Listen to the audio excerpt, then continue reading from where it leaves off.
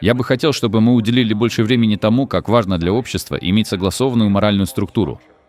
Если у вашего общества нет религиозной основы, в частности христианской, то ее заменит что-то другое. И именно здесь политическое встречается с духовным и религиозным. Когда вы становитесь менее религиозными, а это поколение Z становится все менее религиозным, чем поколение их родителей, тогда в вашем сердце зияет огромная дыра, и что-то должно ее заполнить. И именно из-за отсутствия христианства у вас возникает якобы прогрессивное мышление. Идея о том, что мужчины могут рожать, и всю эту чепуху, о которой, я уверен, сегодня вечером будут говорить некоторые люди. А может и нет.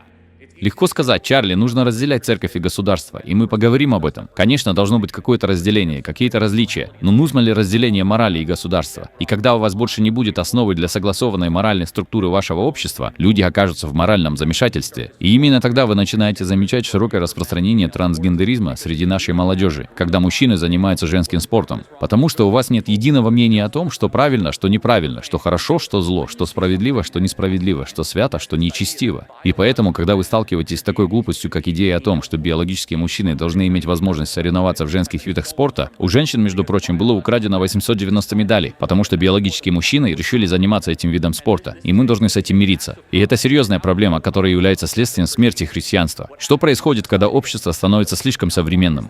Почему это имеет значение для всех присутствующих здесь? Осознание того, что общество становится менее религиозным, действительно оказывает влияние на вас и ваших детей и ваших внуков, должно вывести вас из зоны комфорта. Если общество становится менее привязанным к нашим основополагающим корням, будьте очень осторожны с тем, что заменит его.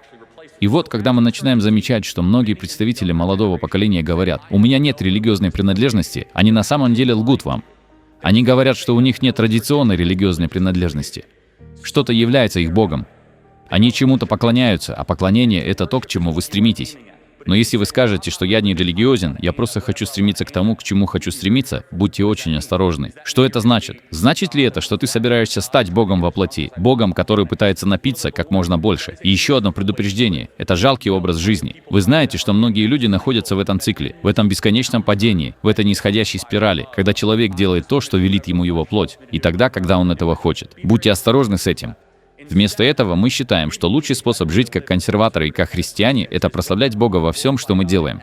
И это, кстати, включает в себя политические вопросы.